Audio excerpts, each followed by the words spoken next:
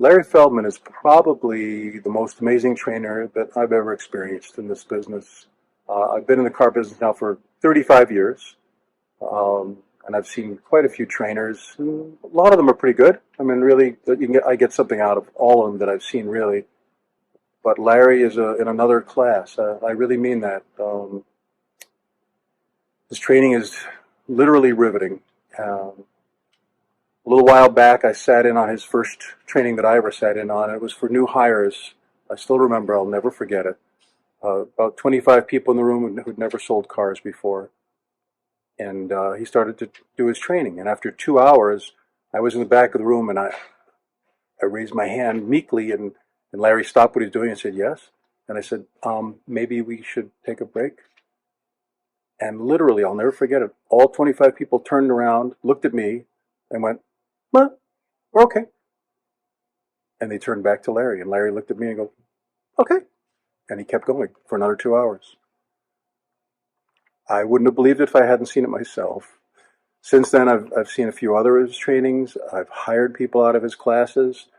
Some of those have gone on to management. I'm still in touch with them. I'm good friends with them.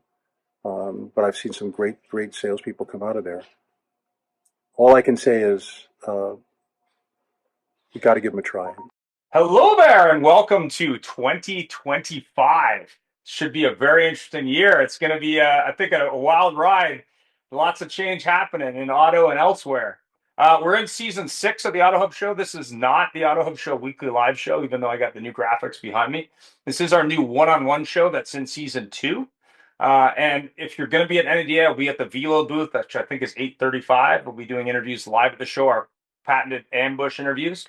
It will seem live, but they'll be recorded because of the internet bandwidth is so bad at any trade show for all the money in China. But I have the luxury of having a great guest with me today, Jeff Williams. So, Jeff, tell us a little bit more about you, what you do, and how you entered this crazy business we call automotive. Yeah, it's I got to go back a decade or two, right? So 1998, I think, 97. So I Wow. grew up in the Virginia, Maryland, DC area. Actually grew up overseas. I spent 12 years overseas and then finished high school in the States. And out of high school, I went to college, got kicked out of college, like a lot of car guys, and did some community college, some financial classes, etc. And I actually ran into a guy at the gym who's like, "Man, your personality's great. You'd love the car business." And I'm like, "Uh-oh, this is a slippery slope." So I actually got suckered into going to Onyx Acceptance back in 1997, and they were a kind of a non-OEM lender at the time, mainly subprime, near prime lender. And I got into that company and started on the ground floor. I was funding loans and checking the boxes on all the paperwork to make sure the proof of income and proof of residency were in the deal jackets and making sure that the references were filled out to a T. So I really started building these fundamentals, right, based on kind of like what a car deal was actually, what it even meant. Right. I don't even think I knew what I was doing. I was more just going through and checking the boxes of all the things that showed up on my desk. And Right. then actually got promoted to buying paper, where I was buying car deals from dealers. A lot of independents, a lot of franchise stores. Had a territory in the Virginia market of 120 dealerships, and what I started recognizing was, man, these guys are fun. They're cool. This is, it kind of like sucked me in right away, right? It was like this instant like connection of, man, these guys are fun, and they like to party. Like I like to party, So it was like this total instant chemistry around a vertical in an industry that I don't know if I couldn't have told you back then that I'd be here now 26, 27 years later, that I'd still be in the car business. But I grew up loving cars. My Yeah. dad thought, my dad always had the Motor Trend Weekly or whatever the magazine of the hour was. And I literally would scroll through the pages, find the featured car, and what's the 0 to 60, right? Like how fast can it get to 60 miles an hour? And that was like this standard of every vehicle out there. And I'm like, man, some of these cars are so slow. It's like, so I got sucked in real early as a youngster. My dad always had cool cars. So I was like, man, I really enjoyed learning about vehicles and understanding that. And then as I started building these building blocks around what is a car deal and what does a car, consumer look like, it really just kind of kept stemming from there, right? It was like building blocks upon building blocks. And then it became down to understanding credit and understanding, the variables and the risk, the Right. way we look at folks with risk, and are they worthy of a vehicle? Are they not? And then if they had credit deterioration issues back in some, past life, like we want to understand what those were. And so we call customers and interview them like, oh, I had cancer and I was going through treatments. And so I was unable to make payments. And I'm like, oh my God, like I totally can understand that story. Right. So it's like I'd call the dealer back and be like, hey man, your deal's approved, at whatever LTV and whatever interest rate at the time. So I spent about 7, 8 years doing that and became really good at it, and was a President's Club and all these trips, and just because I was originating so many loans with my dealer base, and it really kind of stemmed from there, and it kept going. Capital One has 50,000 employees. They're a massive entity, and one of the most intelligent companies I've ever worked for from a just a business framework perspective. They just do a fantastic job executing. Learned a ton around the retail side and the banking side, and really where that meets in the middle from a finance perspective. So that was a fantastic run for 10 years. And in 2020, COVID hit, and it went from being in the field 5 days a week and visiting 60 stores a week to sitting at home on 5 Zoom meetings every day. And my head was gonna explode. And it was, I'm like a cricket. I don't sit still very well that long. Right. In about 6 or 8 months of that, I was like, I got to get out of here. I couldn't do it, man. I just couldn't do it. For Well, and if you think back to 2016, 17, 18, 19, there was a lot of changes really amplifying in the car business, right? We started focusing on digital retail. We started putting more emphasis on, how do we convert more leads on our website, and what are our calls to action, and the VDPs and the SRP pages being more simplified. And that really interested me, that kind of technology of, top of the funnel down to a purchasing customer. Like, how do we help dealers do that? And I loved that kind of vertical within the automotive sector. Is like, every dealer's looking to convert more leads. Every dealer's looking to get a better lead generation tool. So I jumped to a couple smaller shops that were startups. There was some lead widget tools that I worked for. I did some direct mail to some dealers for a little bit. And then I actually did some new and used car leasing programs that I thought were very intuitive. I just don't know if the market was really ready for them at the time. Right. Most consumers don't understand leasing very well, No. but it really opened my eyes to what I thought was a brilliant concept. And so, and that was, signing dealers nationally, training dealers nationally on the road. Larry Miller was one of our clients at the time. And so it was a lot of fun. I learned a lot more. And then I kind of I got a call from an old colleague who was like, man, I'm at this killer startup. It's called Zip Deal. We do kind of the F&I wait from, yes, I want to buy the car, to going into finance. We kind of help facilitate that time and use up that customer's time with a high engagement tool. And that really resonated with me because I'd been in so many stores physically, Ian, that I saw the customers just sitting. And when you go to dealers, Are we done yet? Are we getting done yet? Is it gonna happen I soon? mean, dude, it's an age-old problem, right? And I think How long is this gonna take? I mean, sadly, this is factual information. More than 50% of the time at a store is after they've agreed to buy. Oh, I know. It's bananas. I worked retail myself 10 years. I have a family history. I did every job on the sales side of the house. I've trained in service. I worked for Safeguard with Nissan Infinity, and we were training them at the time on menu selling. And the big thing that I did when I worked retail that we trained them to do is basically saying, hey, the finance manager, before the deal is done or right after it's done, finance manager needs to get off his or her ass, come out and meet the customer immediately and say, listen, I'm going to set this deal up. You're going to see me in 10 minutes.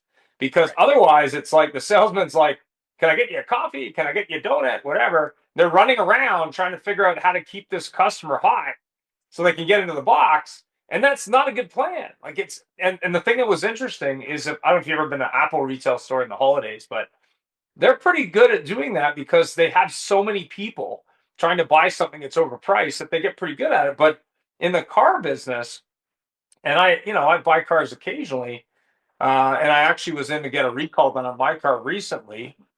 And what ended up happening was they called me the night before I was coming to recall. Going, hey, if we can make the numbers work, would you buy a new vehicle? And I said, yeah, I'm always open to an offer. If you want to give it to me for free, like I'm going to listen. And it was funny because I get there for service and they're open earlier. So I don't know, it was 8 o'clock. I got there, dropped my car off, sitting there having a free coffee. I'm talking to receptionists because none of the salesmen are even around. Eventually, a salesman rolls in at like, I don't know, 9 o'clock, maybe, I don't know, 8:45. It wasn't the salesman who booked the appointment with me, it was somebody else. I'm like, okay, so like, yeah, do the numbers, dude. Like, come up with some numbers. And then about 10 minutes later, the salesman who booked it with me rolled in and called me on my cell phone from the desk right next to me, by the way. And I'm like, yeah, things not to do. Show up late when an appointment's coming in that is going to show up for service. Like that's probably we're going to wait. Why would you not be there? Unbelievable. And I then think you're just reinforcing. It made no Yeah, sense. It just made you're no sense. literally- Like, why are you even bringing me in here? Makes no sense. Well, and I think you're reinforcing just some of the inefficiencies that we see day in and day out that dealers, it drives them bananas, but they don't take enough time sometimes to understand the disconnects and the fragmentation within their own stores that it's like 100%. yeah. So And you were bringing up leasing. So here's a classic example. Back in 2006, I think it was, might have been earlier. The first time I met Brian Benstock, I think it was 2006. So it was a big event in Vegas, and they had all these different people. Like the head marketing guy for Ford Direct was there, and he was there, a bunch of people. And he was talking about his marketing budget, which at the time, for those people that are going to fall out of their chair right now, he was spending 430,000 US dollars a year annually on digital ads. And he reduced his budget and increased his sales by moving digital. At the time, everyone was still in the old school world. So the whole presentation was about, okay, I have a 75% lease retention number. I have a process at my store, which is like a Denny's with a plastic menu on the desk where it's like step 1 through 6. So when the customer comes in, they ask about their trade value. No, we're at step number 1. Here are the steps, right? And this is a long time ago. But the thing that was interesting about Benstock, strictly from a leasing perspective, was that he was constantly had a new problem, which is that he needed those trades because he was turning a lease at such a high number that he needed inventory. So what he would do is he'd send you a letter, a postcard, say, listen, you're driving an Acura TL. Great, I'll put you into a new one, $6 a day, come see me. And then people would show up and he'd just flip the cars. Like he didn't, like there wasn't like, I'm coming in hoping the numbers work and maybe. It was like, no, this is kind of how we do it. And the thing that's funny about Benstock is he's kind of the inspiration for the show because we were going to do a show. We did a show, OEM versus the dealer. So we had a bunch of dealers on, and the OEMs didn't come on for obvious reasons. But he was going to be on. And he's like, "Oh, I can't do it because I'm meeting with Honda in New York City at the same time." So we're like, "Oh, cool. Let's do an interview." So we did an interview with him. It was 45 minutes on a Sunday evening because he works 7 days a week. I said, "Why 7 days?" He goes, "Well, I work 6 days to beat everybody else, and then I work the seventh day to get ahead of them." And I was not like, wrong. "That's a classic Brian Benstock move if you ever seen his post." But when you're looking at Zip Deal, and it's funny you brought up digital retail because I think we've done 3 or 4. We've been doing digital retail shows so long that the companies that we interviewed for those shows where we pit them against each other, those are now owned by other big companies because they had little companies, then someone else bought them, and then they're now part of other companies. But the funny thing about those shows was at the time, and I managed an internet department, so I know a lot about the internet side, and I also work for a web developer or website company and all for a couple of years, so I know a little bit about that. Was the biggest problem they have, and still today, but I think it's a little better now with Amazon jumping on to that bandwagon, is people didn't want to go through the 20 steps on digital retail tool. They're like, I need help. Like, what the is this? Like, my trade value, my credit app. I got to It's too much. I got to do like what the hell? I need help, dude. Like, why are you not helping me? And it was funny because they're all like, well, retail is changing and, people will do this. And I'm like, okay, but what's the number, dude? And you can watch the old shows if you're curious because we did them before and after acquisition. So it's kind of interesting because we had the different people on talking about this. And that I don't think digital retail by itself is a problem. I think that the challenge is a percentage of customers are accountants and they're going to buy a car like they buy a freaking banana or an appliance. But most Correct. customers have questions. So my question for you is like Zip Deal. I mean, obviously we want to speed up the freaking time. Obviously, we want to make sure the dealer knows what's going on when the customer shows up or whether they deliver it to their house. But where do you see the real advantage of Zip Deal versus say digital retail to pick a Yeah, I mean, competitive really, product? Yes. Right. they're really apples and oranges, right? Because digital retail is really meant for consumers to be at home to get an idea of where their payment may be. Whether Yep. they go through the entirety of the process or not is Right. irrelevant. Mhm. The modern retail suite now from CDK that they're offering, where it's Yep. like Roadster to in-house, and in-house will pick up where you left off. That still doesn't really apply to kind of like what my whole goal is to just be the opposite of kind of like upstream. I Yeah. want customer in the showroom. We've landed on price or payment. We've test drove the car. Yes, yes, Ian, I'll buy this car today. And then I want to keep that euphoria and that ether high by giving them a highly engaged tool on their own device for them to literally be part of the delivery process in real time, where they get to personalize their vehicle, learn a little bit about the dealership, show them applicable products that they're most likely to purchase based on how they're buying, and eat up 12 or 14 minutes of time while Yeah. that finance manager is getting their paperwork ready. Or having their coffee. Well, and if you think about it, right, like I'd Yeah. love to say that every dealer is 20-minute wait times. We know that there's some dealers that are 10 or 15. We know that there's some dealers that are 30, 40 minutes. And there's some dealers that are worse. And it's really dependent on, is it a Saturday? Are they 7 deep? Is there 5 finance managers? Did one call out sick? Like, it's the usual problems that every store has. So if I can keep the consumer highly engaged during this 15-minute period prior to them going into the box and going into finance and signing the paperwork, and keep them engaged. If it's a 20-minute wait and I keep 15 minutes of that, eat it up with post yes critical touch points that the dealer wishes they did every time. Sadly, process, product, and people. The Yeah. biggest variable is the people. Oh The yeah. process and the products don't change. No. But whether or not I get Johnny, who's my new sales associate, to ensure that he presents accessories to every customer Yeah. because he's new, it doesn't happen. Excitable, Does but not very good. Well, and does Johnny go and make sure that they get introduced to service every single time because that's on their survey question? No, he doesn't, because he's new, or he's too busy and he can't remember all the different things. So we've got all these OEM initiatives, then we've got dealer initiatives, and then we've got a less qualified salesperson generally that's asked to do more and more things after the customers agreed to purchase, and there's no channel to get it done. Yeah. So if I can put it in a channel, customize it to the dealership's needs individually. What processes do you want to focus on, Mr. Dealer? Do you want every customer to be thanked for their business by your owner? Thank you for coming in. Appreciate your business. Do you want to give that customer a chance to personalize their vehicle by picking out radio stations, XM, FM, AM, also aggregating all of that data for every single dealer so that their marketing department has line of sight of all their customers' choices, and then Right. showing them accessories, allowing the customer to tell me their driving habits and behaviors, which would mimic like the Darwin type Yeah. questionnaire. We know Darwin's awesome. The problem is the finance managers aren't all that awesome, and they don't always go out there and get the questions done. It is what it is. I think it's less than 5% of all Darwin dealers. The finance manager actually goes out with their little iPad and says, hey, if you don't mind filling this out before you come into my office, it'd be great.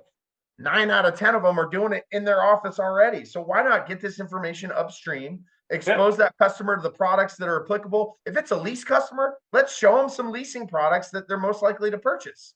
Oh, 100%. I mean, I got this phone today and they're checking your ID. Okay.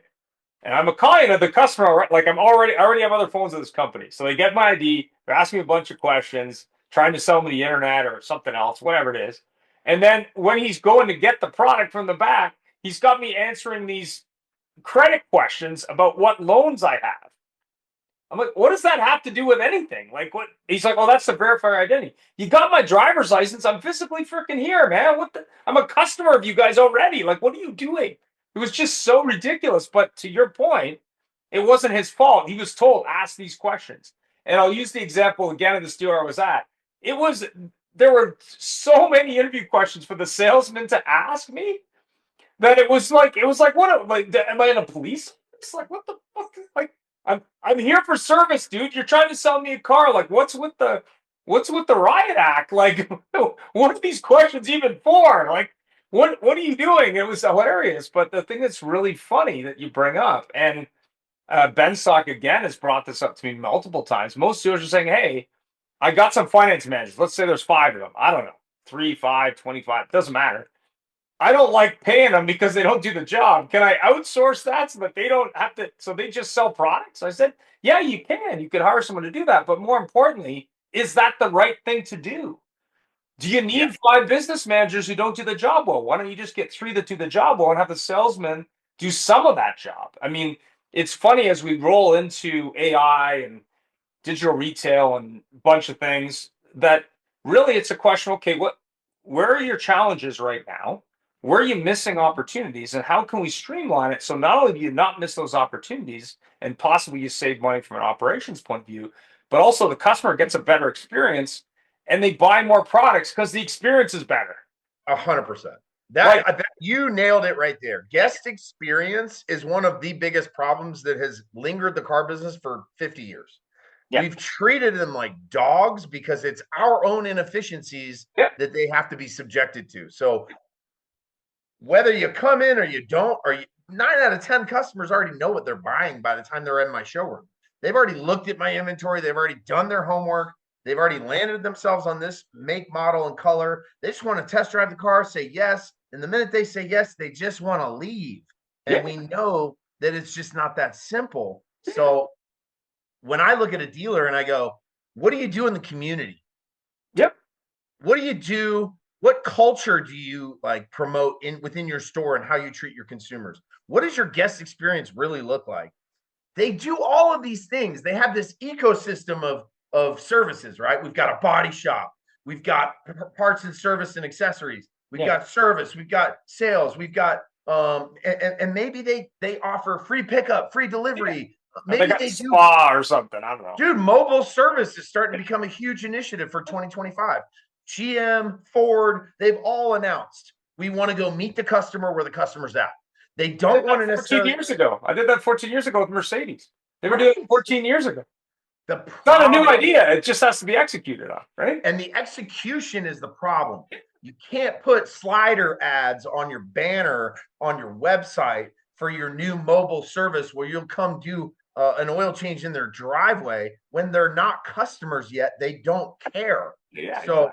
when I get them in my system and I know they're purchasing a car today, those are the previews to the movies. The Yeah, previews is me getting them to do specific things every time, yeah, scheduling the first service appointment, Ian. yeah. It's less than 30% on new. That's Well, we did a show on recalls. This was a scary statistic for me. You know who the best at completing recalls is from a brand perspective? don't say it. Stellantis.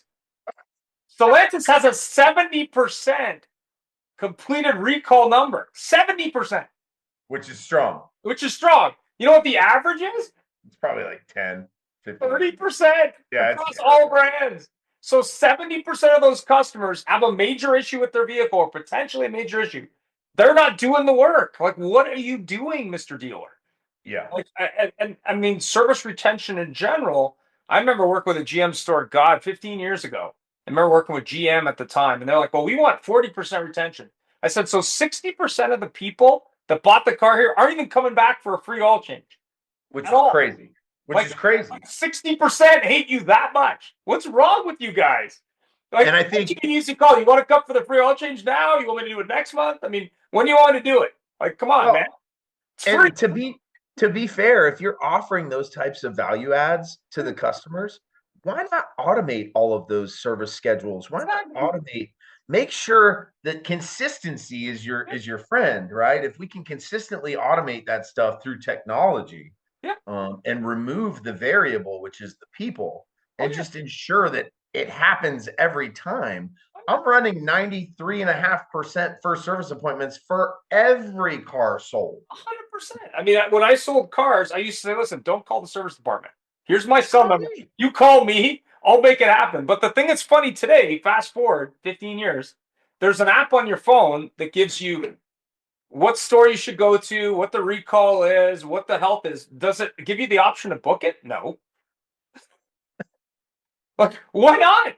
And I remember I said to Ford, I think it was last year. It was SEMA, I think it was. I was talking to the guys at Ford, and I said, I have a Chrysler, nothing against Ford products. It's got a thing there for promotions and accessories. It doesn't sell me accessories on my app, on my phone that has your app in it. Like, why Why wouldn't you not? sell me winter accessories? Oh, look, we got the sale going on right now. Yeah, you should buy right now. You can buy right now with your credit card. Like, why not? No, Like, I I don't get agreed. it. I And just don't. I think this just confirms that Yeah, fragmentation of like the customer journey doesn't change. It's the same every time. The problem is the consistency of what we show those customers changes because the people don't always do what we're asking them to do. So, Zip Deal was born at Steve Lindsay's Honda store in Columbus, Ohio. yeah, He's the top 10 Honda dealership. He just didn't like seeing his customers on their phones. He didn't like seeing them calling their credit unions. yeah. He didn't like seeing them calling the last dealer that had the same car for $500 less. Good. Like the idea is we just need to give our customers a better use of their own time, Yeah, but we need to respect their time by keeping them engaged so that when they do get into finance, if they only have to wait 3 or 4 or 5 or 6 or 7 minutes to get into finance after they've just completed all these other tasks from an automation standpoint, like that's a win. We want the customer to be like, oh, that was fast. I mean, that is the goal. The goal is to make the customer's time feel more efficiently used. 100%. Yeah. Like if you went to a restaurant, and I have this experience in Atlanta. Years ago, I worked for Safeguard Corporation. So we were in Atlanta, was their head office. Went to this restaurant, and we were gonna have dinner. So we ordered food, we waited, and they got us a beer, and then we waited, and they got us a second beer on them, and then they waited, and I said, dude, I didn't come here to drink 3 beers. I came here to get fucking food, dude. Like, what are you guys doing? Like, what's going on in the back? Did you blow up the kitchen? Like, what are you doing, dude? Like, I'm not waiting an hour and a half for a fucking steak. Like, give me a break, man. We Sometimes you got to catch the we ended cow. up getting up and walking out. We're like, what the fuck is going on here? You But know, but when you look at Zip Deal, and I know it's built by dealers, it's great. Obviously, you know the industry. What's the upside for a dealer who says, "Listen, help me. I broke. It's not working." Like, what can they realistically expect if they go with Zip Deal? Like, how does that work? sure. It's a number of things. There's all kinds of KPIs within every dealership that every dealer wishes that consistency was more readily available to them. So if I can expose accessories consistently every time, on average, we're seeing anywhere from 50 to 70 accessories of interest where the customer's actually raising their hand around running boards or a tonneau cover or whatever. We're not trying to transact. We're merely trying to expose the customers to what's available to them. We allow the dealership to then determine how they want to close that customer. So accessories is a big component. Aggregating the data from the consumer standpoint of radio stations, social media preferences, things like that. We aggregate all that. We really want to do some intel on what their customer base looks like from a marketing perspective, give Right. their marketing team some actionable items that they can actually utilize in real time. And then really it comes down to what is it important to the dealer? Is it F&I profit, increase in PVR per copy gross average? Right. That's always important to every dealer. I have stores that jump on Zip Deal and they've been on it 90 days and they're $300 up higher per copy average. And it's because the customer's getting exposed to the product sooner, but they're also being exposed to them more consistently. Right. And it makes that close in the box much easier. Somebody asked me the other day, like, what's your average PVR lift across all your stores? And I was like, that's just not a realistic question because I've got stores that run 3,300 a copy. Do you think they're going to bump up to 3,600 a copy? No, they're not. But they're going to be, we've taken ancillary products that they don't sell a lot of, added it into our Zip Deal workflow, and seen those percentages go from 8 or 9% penetration over 25%. And it's just because of the consistency. I just know, like Vegas, Vegas, the 100% of the time I play the game, I'm more likely to win. And so when we get customers to adhere to, dealer customers to adhere to this being part of their delivery process, the KPIs are all over the board. Higher accessory exposure, higher accessory sales, higher first service appointment exposure, higher first service appointment return customer show rates. Yeah.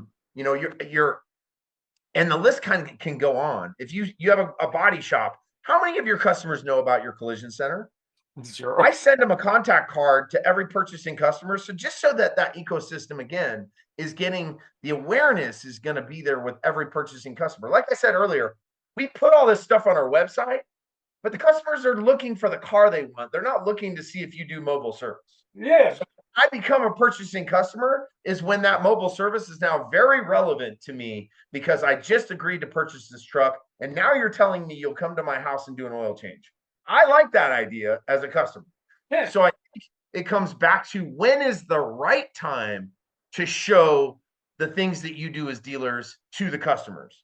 And I think the right time is always after they've agreed to say yes to purchase from you. And so we really, there's no one size fits all workflow that I build and develop for a dealer. Every dealer is different.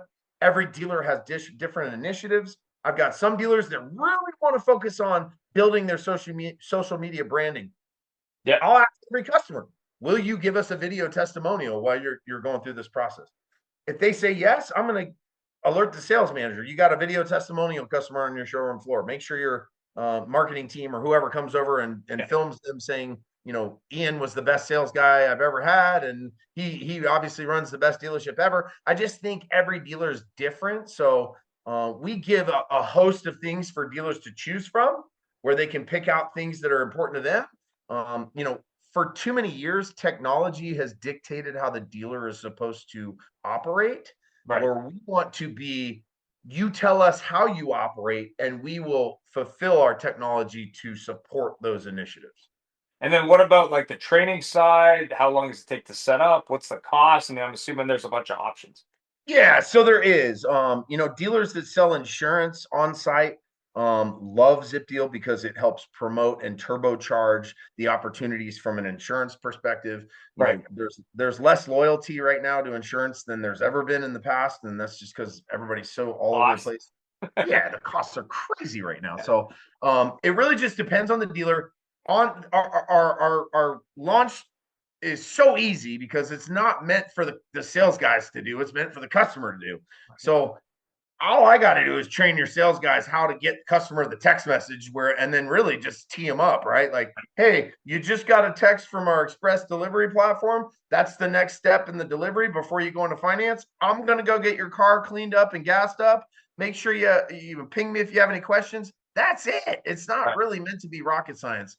From a cost perspective, we have packages that start at $14.95. We have enterprise packages that are down to $9.95 for 5 rooftops or more. It just depends on what the dealer wants to do and how many stores we're talking about.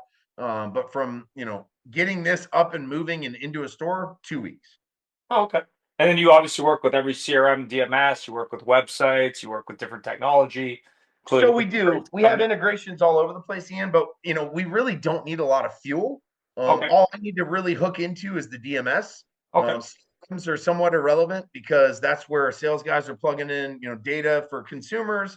I'm more of we know this is a deal. Let's just pull out name, phone number, VIN number, stock number. Is it finance? Is it cash? Is it lease? New CPO used? I kind of understand what they're buying and how they're buying, and that will dictate what products and what kind of guest experience they're going to have. And can the customer on the website with Zip Deal do some of the stuff before they come in the deal? Is that how that works? No, so it's meant to be on site, in store only. Okay. We do have some dealers that do remote deliveries with Zip Deal, where we can text the customer a remote delivery. It changes, right? Certain things change. you don't need to download you may not need to do a first service appointment if you're an internet customer and you bought 190 miles away. Yeah. So we try and customize this to each store individually to make it make sense for the dealer, but also we have to make it make sense for the customer, because the customer experience of going through this has to be Yeah. somewhat fluid. It has to be easy, and it has to be somewhat enjoyable, right? We can't just hammer them with products. We try and pepper in a few finance products during the process. We ask for Google reviews. We ask for the OEM app download to automate. We automate all these things as the customer's going through this, so that by the time they're done, they're going to get a couple text messages from ZipDeal, and it's from the dealer, right? It'll be express delivery, fast lane, finish line, whatever you want to call it. And it's really just, here's your first service appointment that you just scheduled. Add it to your calendar. Yes. Here's the OEM app download. Click on it. It takes you right to the app. Go ahead and start that download process.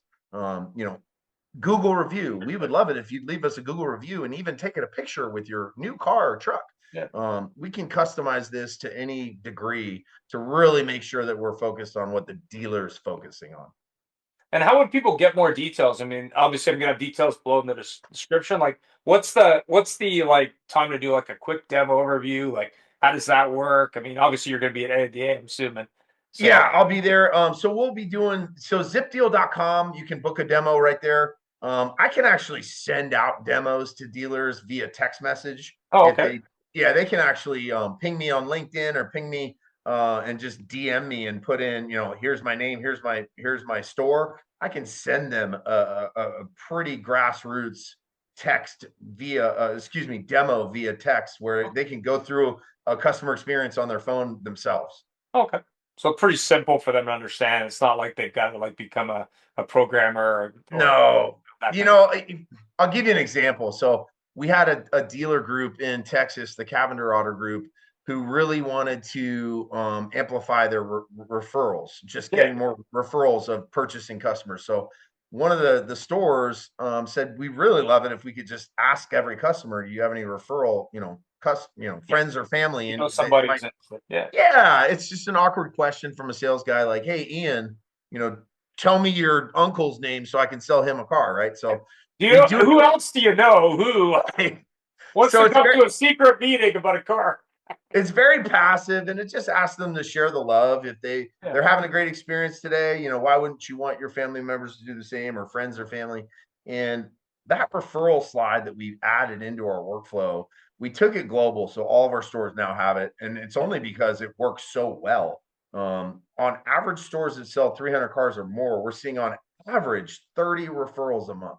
Yeah. And I can't tell you, the value of leads right now. It's like $430 per lead, based on total marketing spend. Like, that's huge. If I can give them 30 opportunities every month, and I've got stores that get 10 to 15 opportunities. Yeah. That came from one of our dealers. Yeah. Our dealer was like, I'd really like it if we could do this. And we are like, cool, I love it. And then we were like, dude, this is working really well. Let's launch to all our stores. And now it's like little things like that we've recognized, where the dealers come to a suggestion of, man, it'd be really cool if it could do this. Yeah. Let's do that, right? So CSI survey questions that get, that sting the dealers. I've seen anything from orientation to service to introduction to service. We've just thrown in an introduction to service fixed ops video, 20 seconds of the director of fixed ops at that particular store saying, hey, my name's Jeff Williams. I'm the fixed ops director here. Come see us anytime. We service all makes and models. I got 7 master OEM certified techs. We use all OEM parts. Things like that, we really want to be able to help the dealers with CSI surveys, stuff like that, stuff that's burning them. Like, let's get it in front of the customer while their attention is pretty high.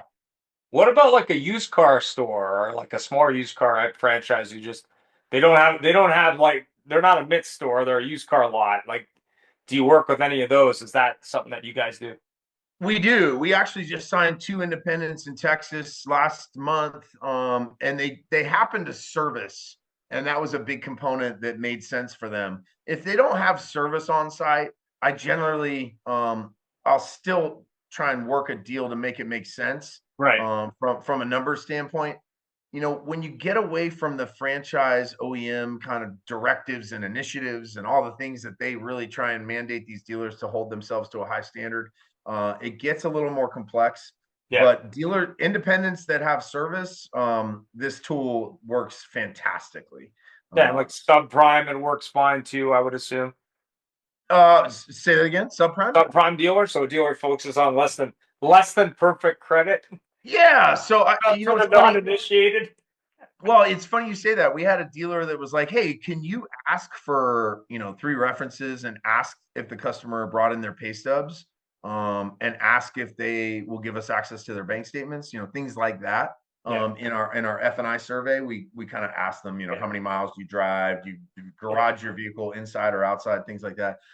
So we can customize this to be very subprime centric, meaning if you send this link to a customer in the showroom in real time and you've selected subprime because their credit's less than perfect, I'll remove accessories. Yeah. I'll remove certain products that I know that we can't grenade our own deal, right? So we can intelligently make this subprime friendly very easily. And what about multi-language, like the Spanish customer base or Chinese? Yep. Yeah. So we're actually set up Or whatever, Arabic. Yeah. Well, it's funny because the more and more you get closer to the coasts, right? You just recognize that there is a lot more language needs. Yeah. So we're set up currently for English and Spanish right now, where the entire workflow, all the text messaging to the consumer would all be sent to them in their native language. Yeah. If it's Spanish, we do have like Mandarin in some markets where they really have a heavy Mandarin presence. So we can customize it to be kind of language oriented. Yeah. It gets a little tricky though, from a legality standpoint of, are they signing paperwork in that language, or so we don't necessarily want to get too sticky in that space. But if they're signing an English contract and they speak Mandarin or Spanish and they'd rather go through that in their native tongue, yeah, we'll absolutely adhere to that for sure. Fantastic. Well, thanks for taking the time today. All the best for 2025. Yeah. Going to be at NADA. Looking forward to seeing you there. I also want to introduce you to some people on the multi-language front, hence why the question. But we'll do that at the show. Let's chat. Yeah, exactly. Have yourself a great day, and I appreciate the time. All right, sir. Appreciate you. More Ian. Have a good details will day. be below. Just so awesome, man. Thank you so much.